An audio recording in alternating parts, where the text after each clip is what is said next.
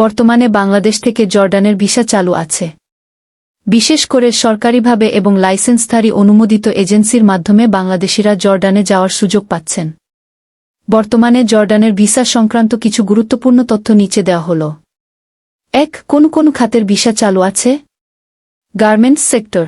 বাংলাদেশ থেকে জর্ডানে সবচেয়ে বেশি কর্মী নেওয়া হয় গার্মেন্টস, সেলাই, কাটিং, ফিনিশিং সেক্টরে।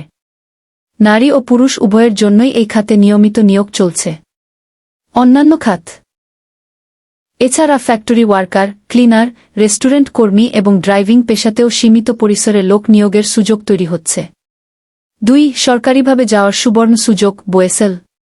বাংলাদেশ সরকারের একমাত্র রাষ্ট্রীয় জনশক্তি রপ্তানিকারক প্রতিষ্ঠান বোয়েসেল এর মাধ্যমে অত্যন্ত কম খরচে এবং নিরাপদে জর্ডানে যাওয়া যায়।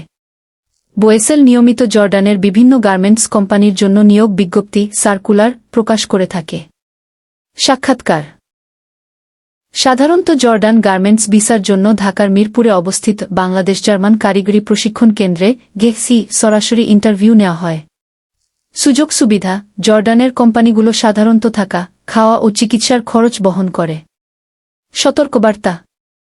জর্ডান যাওয়ার ক্ষেত্রে কোনো দালাল বা মধ্যস্বত্বভোগীর সাথে নগদ আর্থিক লেনদেন করবেন না। আবেদন করার আগে বোয়েসেলের অফিসিয়াল ওয়েবসাইট অথবা প্রবাসী কল্যাণ ও বৈদেশিক কর্মসংস্থান মন্ত্রণালয়ের অনুমোদিত এজেন্সির তালিকা যাচাই করে নিন। আপনি কি নির্দিষ্ট কোনো পেশার, যেমন গার্মেন্টস বা ড্রাইভিং, ভিসা সম্পর্কে জানতে চাচ্ছেন, নাকি ট্যুরিস্ট ভিসা সংক্রান্ত তথ্য খুঁজছেন?